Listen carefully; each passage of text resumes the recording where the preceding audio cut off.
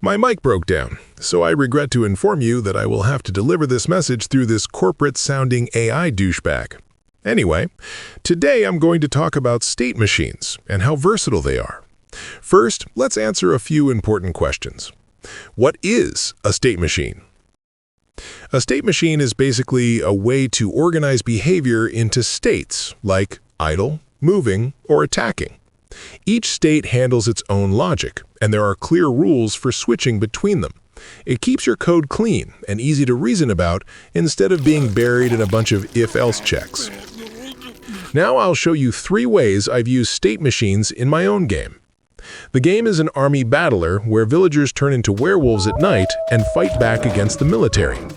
I'm making this game in Godot engine, and I'm going to assume that you have a basic understanding of it to follow along, but the ideas behind state machines apply to any engine or language you're using.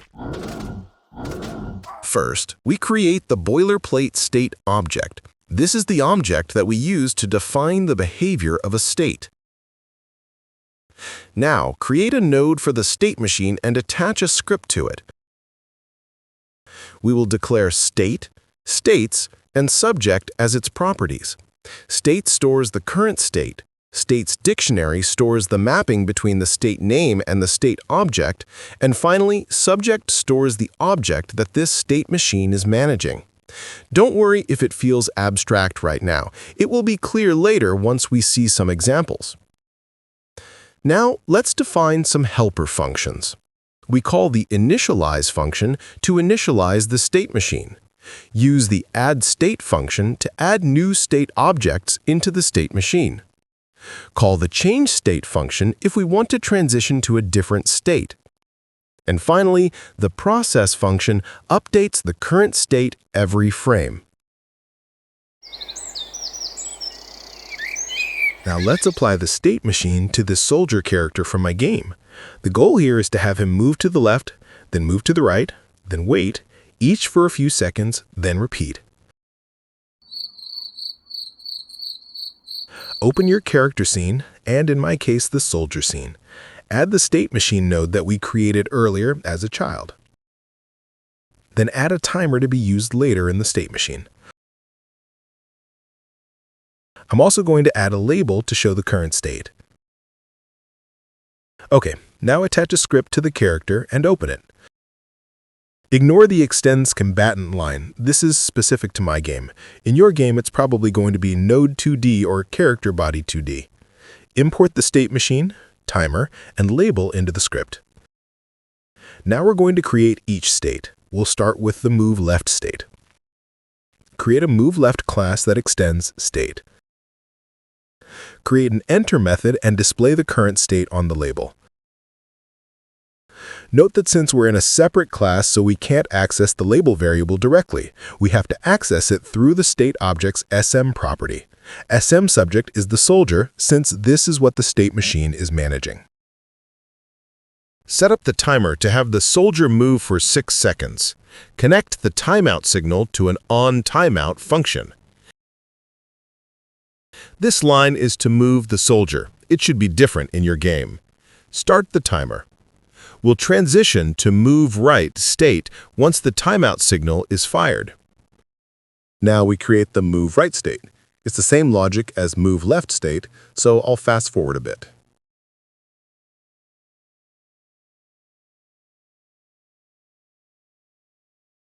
We'll transition to wait state after 4 seconds.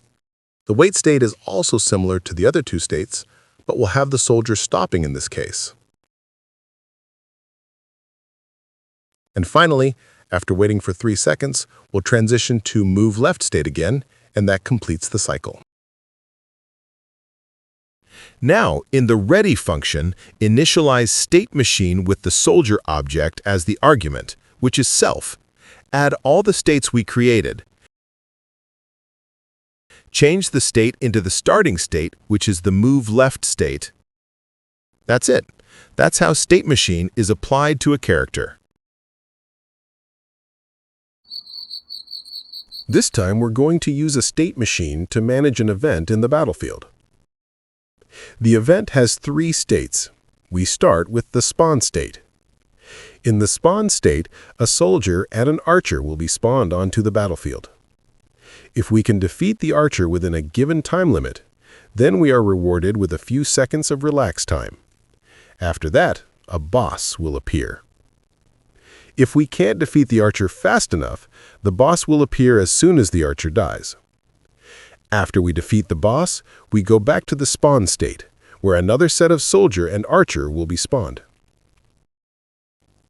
The state machine is going to manage a battle, so open your battle scene. Add a state machine as its child.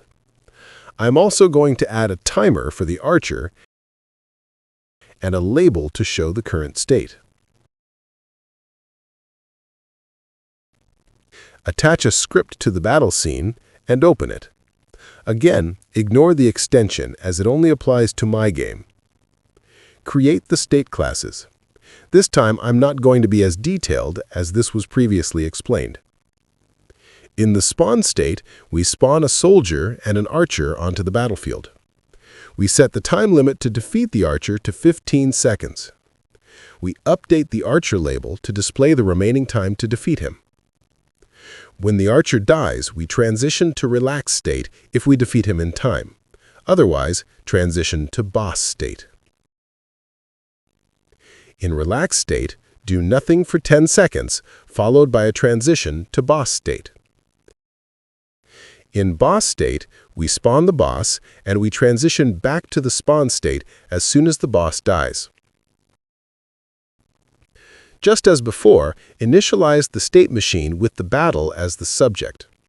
Add all the states to the state machine and change the state to spawn. I am doing these in the execute function to make it work in my game, but you typically do these in the ready function. All right, now let's see if it's working. Okay, this is the battlefield. We see the spawn state with a soldier and an archer on the field, so that's a good sign. Now let's go fight the archer. It looks like we won't be able to defeat him in time, so we expect the boss to appear right away.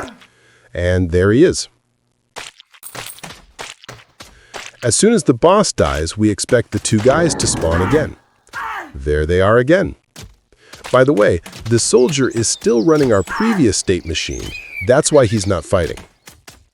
This time, we'll be able to kill the archer in time, so we'll get to relax for 10 seconds. Then, the boss will spawn. And there you go. That's state machine applied to a battle event.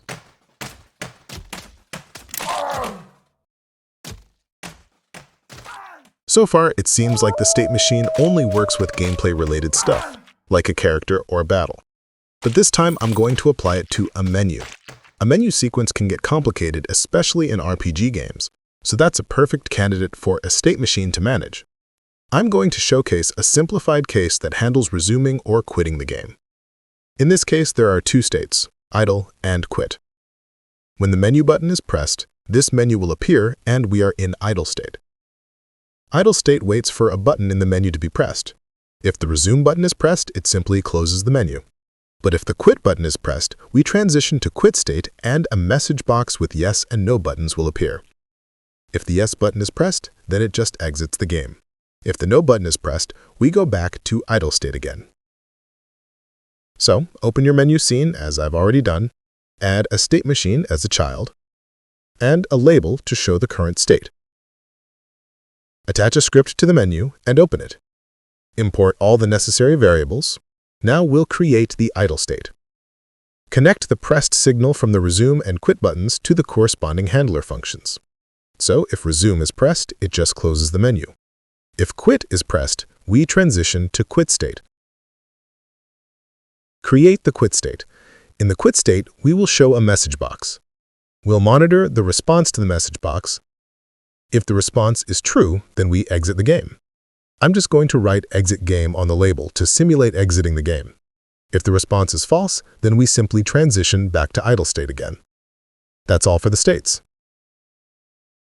You know the drill by now. Initialize the state machine and add the states. We don't want the menu to be open immediately, so we'll hide it. Show the menu only when the menu button is pressed and change the state to idle. Let's see it in action for the final time. All right, back in the battlefield, let's open the menu. And we're in idle state. Let's first try pressing resume. The menu closes. That's good. Let's press quit this time. And we're in the quit state. If we press no, we should return to idle. If we press yes, then we exit the game. So there you go. State machine applied to a menu. By the way, right now you're looking at all three state machines working at the same time.